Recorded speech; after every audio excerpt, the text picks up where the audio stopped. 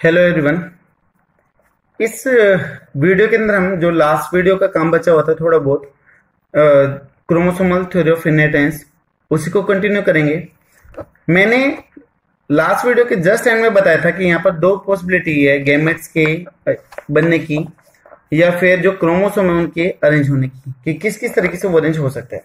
देखो, पहली पॉसिबिलिटी ये थी कि ऑरेंज कलर के क्रोमोसोम के सामने ग्रीन कलर का क्रोमोसोम आ जाए, ठीक है, और येलो के सामने रेड कलर का आ जाए, ठीक है। यहां पर दूसरी पॉसिबिलिटी बदल चुकी है, म्यूसिस फर्स्ट यानी कि एनाफेज फर्स्ट के अंदर पॉसिबिलिटी बदल चुकी है। यहां पर थी ऑरेंज के सामने ग्रीन की पॉसिबिलिटी थी, यहां पर ऑरेंज के सामने रेड की, ठीक है। यहां पर येलो के सामने था कौन सा, रेड, यहां पर येलो के सामने कौन सा आ गया, ग्रीन। तो ये पॉसिबिलिटी के ऊपर डिपेंड करेगा कि गैमेट किस टाइप का बनेगा। म्यूसिस फर्स्ट के सामने लिखा एनाफेज फर्स्ट, यानी कि जो क्रोमोसोम का सेपरेशन आउट होता है वो एनाफेज फर्स्ट में होता है। अब कौन से क्रोमोसोम कहां पर मूव करेंगे तो वो उनके अरेंजमेंट के ऊपर डिपेंड करेगा कि वो कैसे लाई करने लग रहे हैं, सेल में कैसे अरेंज हो रहे हैं, ठीक है। जैसे मान लो मैं यहां पर लिख दूं कि कैपिटल आर, इधर स्मॉल आर, इधर मैंने कर दिया कैपिटल वाई और मैंने इधर कर दिया स्मॉल वाई, ठीक है। डाई हाइब्रिड क्रॉस पढ़ा था, कुछ वैसे कॉन्सेप्ट है। यहां पर आ गया कैपिटल आर कैपिटल वाई, यहां पर आपका आ गया स्मॉल आर स्मॉल वाई, और दो तरह के गैमेट बन गए आपके, कैपिटल आर कैपिटल वाई और स्मॉल आर स्मॉल वाई। पहली पॉसिबिलिटी हो गई। तो इसके अंदर ये दो तरह के गैमेट बन गए, capital R capital Y small R small Y. ये भी सेम में रहेगा, capital R capital Y small R small Y, ठीक है। तो बात एक है, लेकिन गैमेट के टाइप कितने नहीं, सिर्फ और सिर्फ दो ही टाइप। अब इधर देखो, हमने ऑरेंज वाले को क्या लिया था, कैपिटल आर लिया था, और रेड वाले को क्या लिया था हमने, स्मॉल वाई। इधर दिखाई दे रहा ना, रेड के लिए हमने स्मॉल वाई। मैंने बोला था कि रेड था लेकिन नहीं दिखाई दे रहा था, इसलिए मैंने ब्लू कर दिया था। तो ये था आपका रेड क्रोमोसोम। तो रेड अगर स्मॉल वाई है तो इधर मैं क्या लिख दूंगा, स्मॉल वाई।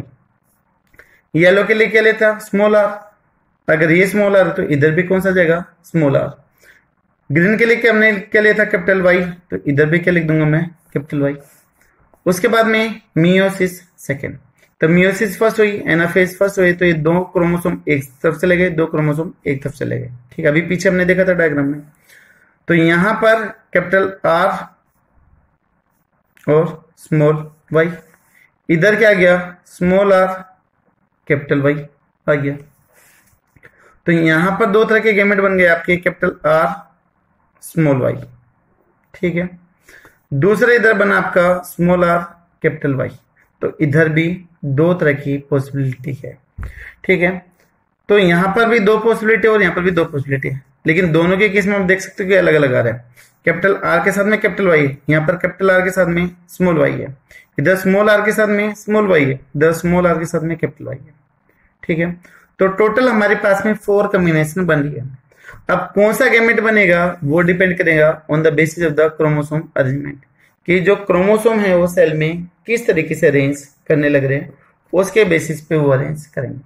इसके बाद हम रिकॉम्बिनेशन की भी बात करेंगे कि रिकॉम्बिनेशन से 4 टाइप ऑफ गैमेट कैसे बनते हैं वो भी देखेंगे।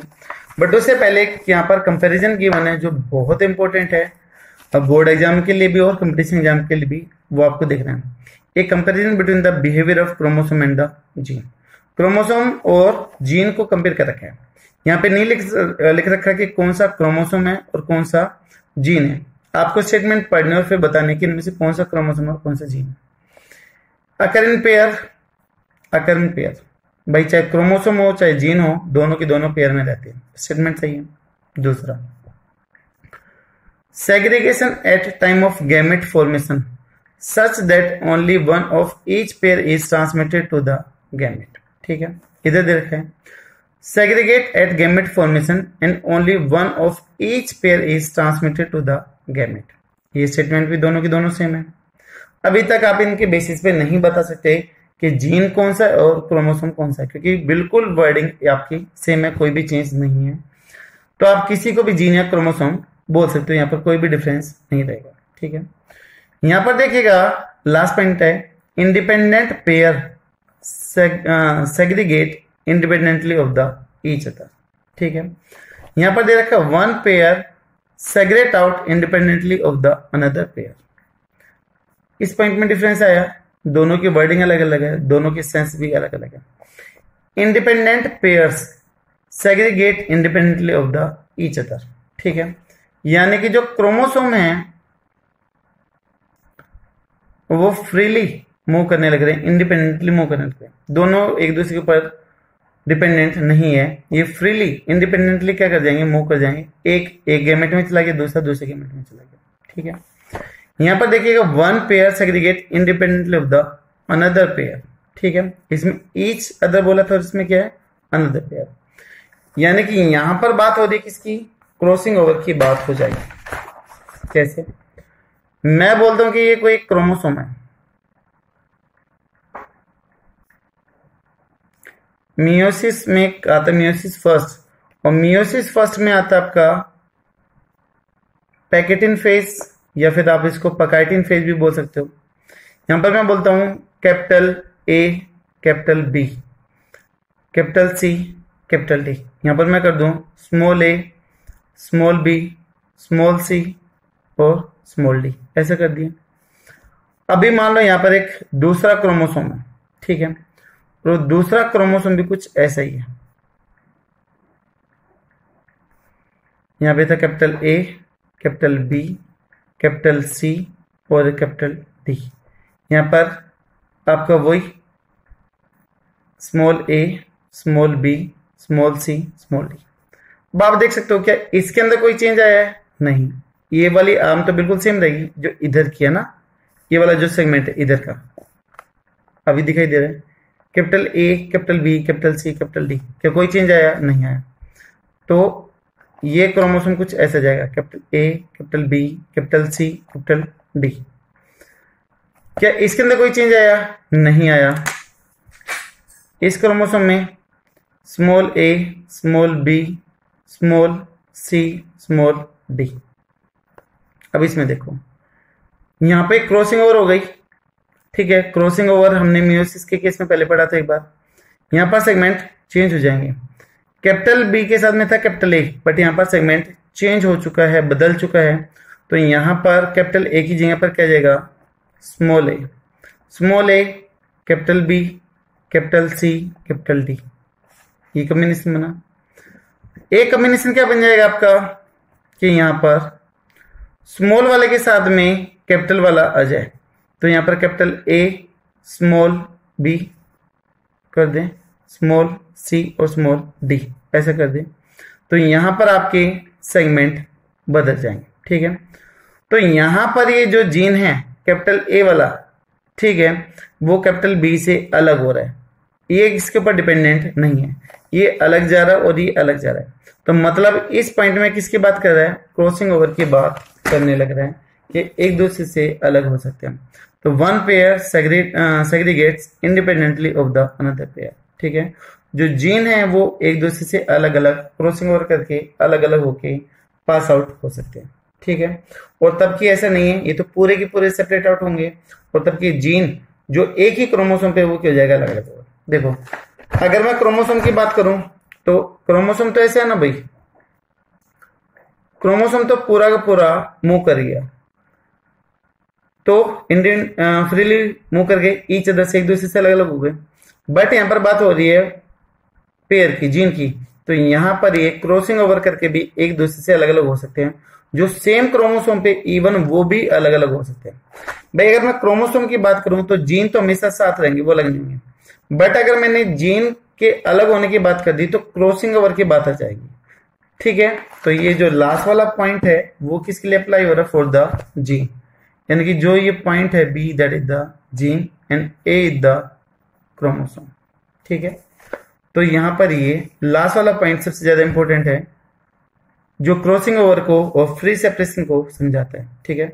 जहां पे क्रॉसिंग ओवर होके जीन अलग अलग हो रहे हैं तो वो जीन की बात करेगा, पूरे के पूरे इंडिपेंडेंटली एक दूसरे से अलग हो रहे हैं वहां पर, तो वो बात कर रहा है किसकी, क्रोमोसोम की बात कर रहा है, ठीक है। अभी इस क्रोमोसोमल थ्योरी ऑफ इनहेरिटेंस को समझने के लिए कुछ पॉइंट हैं मेन जो मियोसिस के गिवन है, वो एक बार हम यहाँ पे समझ लेते हैं वीडियो के अंदर। एक बार मैं रिसाइट ही कर देता हूं, उसके बाद में फिर आगे कंटिन्यू करते हैं। Chromosomal theory of inheritance. Mendel started his work on the P in 1856 and published in its 1865. ठीक है, इसमें काम किया था और इसमें पब्लिश हो गया था. His work did not receive any recognition. It deserved it. ठीक है, जो इसके लिए डिजर्व कर रहा था उसको कुछ उपाधि नहीं मिली और इसकी डेथ हो गई. टिल 1900 तक इसको कोई भी उपाधि या फिर कोई भी इसको प्रसिद्धि नहीं मिली थी. Mendel work remained unnoticed and unappreciated for several year due to the following reason. बहुत सारे कारण थे जिसकी वजह से उसका काम नोटिस में नहीं आया फिर नहीं दिखा गया. पहला दे रखा था कि इसका जो काम पब्लिश हुआ था वो वर्ल्ड वाइड पब्लिश नहीं हुआ था, बल्कि जो लोकल जर्नल था proceeding of Brunn natural science society, उस पेपर के अंदर पब्लिश हुआ था जो सिर्फ ब्रून के अंदर ही सर्कुलेट होता था. पहला ये रीजन ये. दूसरा ये कि वहां पर उस टाइम चार्ल्स डार्विन और वेलेक का काफी दबदबा था और उनकी जो थ्योरी थी नेचुरल सिलेक्शन उसके ऊपर काफी ज्यादा बहस चल रही थी, उसके ऊपर काफी ज्यादा फोकस चल रहा था, तो उसके चक्कर में इसको नेग्लेक्ट कर दिया गया, मेंडल के काम को नेग्लेक्ट कर दिया गया था. ठीक है. तीसरा, his approach of using mathematics and statistics analysis to explain the biological phenomena was totally new and unacceptable for many biologists of that time. भाई जो इसने डाटा निकालने के लिए, जो रेशियो निकालने के लिए इसने स्टैटिस्टिक्स का यूज करा था, वो बायोलॉजिस्ट के समझ में नहीं आता था, उन लोगों के लिए नया था, तो ये भी इसके लिए एक नेगेटिव पॉइंट था. उसके अलावा he could not provide any physical proof of existence of factor. जो मेंडल फैक्टर की बात करता था उसको फैक्टर के बारे में कुछ भी नहीं पता था कि एक्चुअली में फैक्टर क्या है. ये तो बाद में पता चला था कि मियोसिस होती है, क्रोमोसोम होते हैं, जीन होते हैं. मेंडल को इन चीजों के बारे में कुछ भी आइडिया नहीं था. Non discovery of chromosome, mitosis and meiosis at that time of Mendel work. ठीक है, ये भी कह रहा है कि उस टाइम क्रोमोसोम, माइटोसिस या मियोसिस का कुछ भी नहीं पता था जब मेंडल का काम हुआ था. उसके बाद में कह रहा है कि मेंडल डाइड इन 1884. मेंडल की डेथ हो गई थी 1884 में due to kidney failure. Kidney की प्रॉब्लम की वजह से उसकी डेथ हो गई थी. Long before his work came to be recognised. उसके काफी लंबे टाइम के बाद में नोटिस किया गया, पहले पढ़ चुके हैं. इन 1900 3 scientist were independently rediscovered the principle of heredity and already work out by the Mendel. ये सारी चीजें हम पढ़ चुके हैं. ये 3 साइंटिस्ट थे, अलग अलग कंट्री के थे, उन्होंने काम किया था. फिर उसके जो प्रिंसिपल थे उनको लॉज की फॉर्म में कन्वर्ट किया था. ठीक है, कार्ल कोरेंस ने, और कुछ लॉज दिए थे, लॉ ऑफ इनहेरिटेंस, वो भी हमने देखा है. तो वो चीजें यहाँ पर दे रखी है. अब यहाँ पर दे रखा है कि also by this time due to the advancement in the microscopy that were taking place, scientist were able to carefully observe cell division. जैसे जैसे टाइम बढ़ा, टेक्नोलॉजी बढ़ी, तो वहां पर माइक्रोस्कोप का डेवलपमेंट होने लगा. तो जो साइंटिस्ट थे उन्होंने सेल डिवीजन को इजीली स्टडी किया, डीपली उसको स्टडी किया. ठीक है. This lead to discovery of structure in the nucleus that appear to double and divide of just before each cell division. तो उस डिस्कवरी ने, माइक्रोस्कोप की डिस्कवरी ने पता लगाया कि जो क्रोमोसोम नंबर है वो कैसे डबल होते हैं, साइज में कैसे डबल होते हैं बिफोर द डिवीजन. तब कोई भी सेल डिवीजन करने जा रही है तो उससे पहले उसका मैटर डबल हो जाता है. In case of the I phase या फिर इंटरफेज. आई फेज या इंटरफेज में नंबर डबल, सॉरी, अमाउंट क्या हो जाएगी, डबल हो जाएगी. ठीक है. There were named chromosomes. उनको क्रोमोसोम नाम दिया गया. By 1902 the chromosome movement during meiosis had even work out. 1902 के अंदर ये भी पता लगा लिया गया कि जो क्रोमोसोम है वो कैसे मूव करते हैं. It was found that there is striking relationship between Mendelian factor and the chromosome. और उस मूवमेंट या फिर क्रोमोसोम की डिस्कवरी के बाद में, काम करने के बाद में, एक रिलेशन क्रिएट किया गया, एक बॉन्डिंग क्रिएट करी गई किसके बीच में, जो मेंडल के फैक्टर थे उनके बीच में और क्रोमोसोम के. यानी कि तब हमें क्रोमोसोम या फिर सेल डिवीजन के बारे में नॉलेज हो गई. तो सटन और बोहर ने एक रिलेशनशिप क्रिएट कर दिया between the chromosome and the Mendelian factor. तो उसी को बोला गया parallelism between the chromosome and the factor, कि जो क्रोमोसोम है और जो फैक्टर उनके बीच में क्या क्या समानता है वो यहाँ पर बताया. ठीक है. उसके बाद में you have studied chapter cell division and the cell cycle in the 11th. Note that आप 11th क्लास में सेल साइकिल और सेल डिवीजन पढ़ चुके हो, ठीक है। मैं बार बार इस वीडियो में कह रहा हूँ क्योंकि 11th में चैप्टर आप अच्छे से पढ़ चुके हो, तो आपके ये पॉइंट क्लियर होना जरूरी है। डीएनए सिंथेसिस और replication take place in the S phase of the interphase. जो डीएनए की अमाउंट डबल होती है वो एस फेज में होती है, और ये किसका पार्ट है, इंटरफेज या फिर आई फेज का पार्ट है। Number of chromosome remain same during the interphase. चाहे G1 हो, चाहे S हो, चाहे G2, जितने क्रोमोसोम G1 में थे उतने किस में रहेंगे, G2 में रहेंगे। यहाँ पे मैं एक छोटी सी सेल साइकिल ड्रॉ कर देता हूँ, आपको वैसे तो आइडिया है। This one is the M phase, M phase के बाद जितना भी बच गया that is the I phase, interphase. This one is the G1 phase, gap first. This one is the S, synthesis phase, and this one is the G2 phase. जितनी amount इधर रहेगी amount इधर डबल हो जाएगी, but जितने number इधर रहेंगे number हर किसी में रहेंगे सेम रहेंगे। तो number will remain the same in case of the G1, S in the G2, but amount get double in case of the S, synthesis में डबल हो जाएगी। उसके बाद में in meiosis each pair of synapse chromosome is called the bivalent. Synapse word आया है, अभी मैंने बोला था कि लास्ट वीडियो में कि साइनेप्सिस किस में होती है, in case of the meiosis first के प्रोफेज में होती है। और prophase is the largest phase which have the 5 subphases, leptotene, zygotene, pachytene, diplotene and the diakinesis. जो प्रोफेज फर्स्ट है उसमें ये 5 सबफेज होते हैं, और जो साइनेप्सिस की फेज है that is the Z phase. Z phase को आप साइनेप्सिस फेज भी बोलते हो, ठीक है। और तब वहां पर साइनेप्सिस होगी तो उसको हम बाइवेलेंट फेज बोल देते हैं। उसके अलावा next point, the bivalent chromosome align on the equator plane in the metaphase first. जो बाइवेलेंट क्रोमोसोम है वो इक्वेटोरियल प्लेट पे या फिर मेटाफेजिक प्लेट पर अरेंज होंगे, सेल के बिल्कुल बीचों बीच अरेंज होंगे मेटाफेज फर्स्ट में। In anaphase, first homologous chromosome separate out while sister chromatid remain associated at their centromere. ये कह रहा है कि जो क्रोमोसोम है वो सेपरेट आउट हो जाएंगे, बट उनकी जो सिस्टर क्रोमेटिड है वो हमेशा साथ रहेगी। देखिए सिस्टर और नॉन सिस्टर क्रोमेटिड के वो चीज देखो, एक क्रोमोसोम है ये, इसके अंदर क्रोमेटिड कितनी है, 2 है, तो ये कहलाएगा आपका सिस्टर क्रोमेटिड कहलाएगा। ये कहलाएगा सिस्टर क्रोमेटिड। ये दोनों की दोनों क्रोमेटिड आपकी सिस्टर क्रोमेटिड, ठीक है। ये मान लो दूसरा कोई क्रोमोसोम है,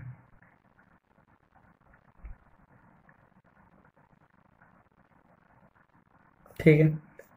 ये दोनों क्या हैं, सिस्टर क्रोमेटिड है, ये दोनों सिस्टर क्रोमेटिड।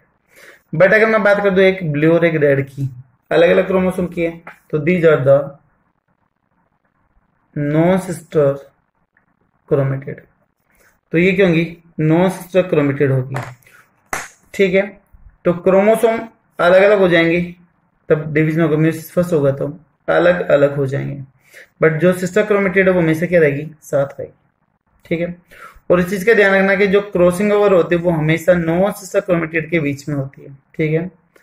जो क्रॉसिंग ओवर होगी वो हमेशा किसके बीच में होगी, नॉन सिस्टर क्रोमेटिड के बीच में होगी। क्रॉसिंग ओवर या फिर recombination always take place between non-sister chromatid of homologous chromosome। बताया था कि होमोलोगस क्रोमोसोम क्या होता है, तो ये दोनों गए होमोलोगस क्रोमोसोम, बट इनकी जो क्रोमेटिड है वो अलग अलग है, तो ये कहलाएगी आपकी नॉन सिस्टर क्रोमेटिड। तो अलग हो गए, तो आप देख सकते हो कि क्रोमोसोम अलग हो गए, बट इनकी जो क्रोमेटिड है वो क्या है, अभी भी साथ में, ठीक है। Anaphase second involve the splitting of centromere of each chromosome and movement of chromatid toward the opposite pole of the sales.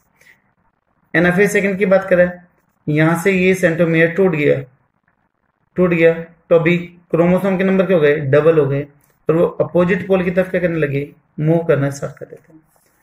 यहाँ पर meiosis result 4 haploid daughter cells from 1 diploid sales. एक सेल से कितनी सेल बनेगी, 4 बनेगी। Chromosome number क्या हो जाएंगे, हाफ हो जाएंगे। यहाँ पर n की वैल्यू 2n की वैल्यू कितनी दे रखी है, 4, ठीक है, 2n कंडीशन थी, लास्ट में आप देख सकते हो कि कितनी हो गई है, n हो गई है। एक से बनी है 4 सेल, जो क्रोमोसोम नंबर है वो 2n से कितना हो गया, n। 4 था तो कितना गए, 2 हो गए। तो मियोसिस की हम डेफिनेशन बोलते हैं a process in which single cell produce the 4 cell with the half number of chromosome, that is known as the meiosis. ठीक है, और जो मियोसिस चलती है वो हमेशा किस में चलती है, जर्म सेल्स के अंदर चलती है, गेमेट बनाने के लिए चलती है। ठीक है, अभी इस मॉड्यूल में वही कॉन्सेप्ट दे रखा है जो मैंने आपको एनसीईआरटी के डायग्राम में समझाया था। तो मैं फिर से वही डायग्राम यहाँ पे रिप्रेजेंट कर देता हूँ। During meiosis first 2 chromosomes pair can align at the metaphase plate independently of each other. To understand this, we consider the heterozygous condition, capital R, small r, capital Y, small y. Diploid cell from a plant with the round yellow seeds. आप लोगों ने dihybrid cross पढ़ा था, उसकी F1 progeny में genotype आई थी capital R, small r, capital Y, small y, और उससे 4 तरह के गैमेट बने थे, capital R, capital Y, capital R, small y, small r, capital Y and the small r, small y। ये 4 गैमेट बने थे।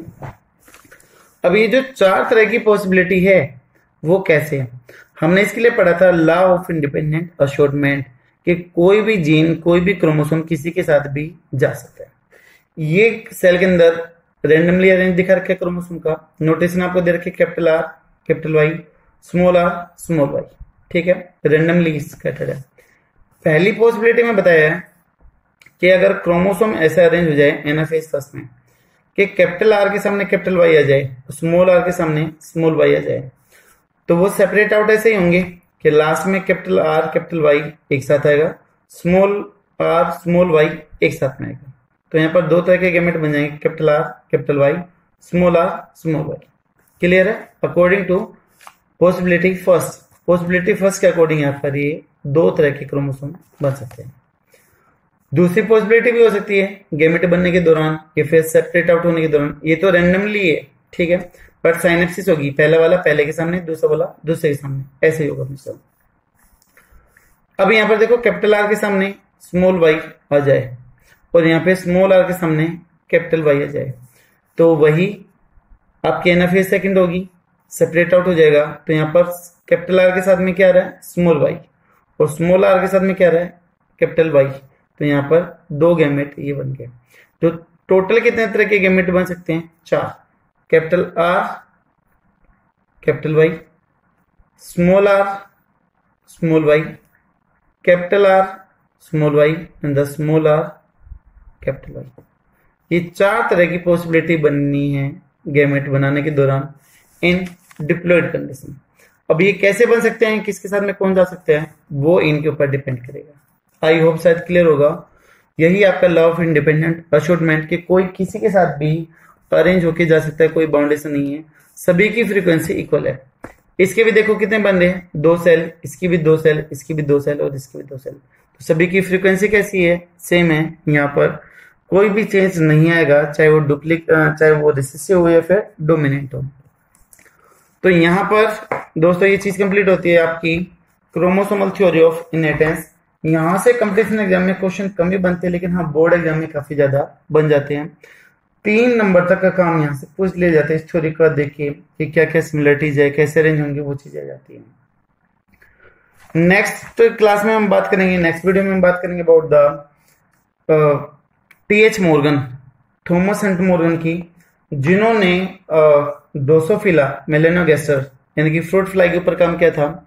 एक्सपेरिमेंट बहुत सारे करे थे, तो इसलिए इसको फादर ऑफ एक्सपेरिमेंटल जेनेटिक्स भी बोला जाता है। ठीक है, उससे पहले हम ड्रोसोफिला के फीचर देखेंगे, उसने कौन कौन से एक्सपेरिमेंट किए थे, क्या क्या कंक्लूजन दिए थे, तो वो सारा कुछ नेक्स्ट वीडियो में देखेंगे। तो वहां से हम स्टार्ट करते हैं एक्सपेरिमेंटल जेनेटिक्स। आई होप शायद आपको क्रोमोसोमल थ्योरी ऑफ इनहेरिटेंस समझ में आई होगी, लेकिन फिर भी मैं एक बार फिर से रिक्वेस्ट करता हूँ कि प्लीज इस थ्योरी को समझने से पहले आप एक बार मियोसिस जरूर पढ़ ले 11th की बुक से। ठीक है, अगर फिर भी कोई डाउट हो तो प्लीज आप कमेंट बॉक्स में जरूर कर सकते हैं। Thank you so much.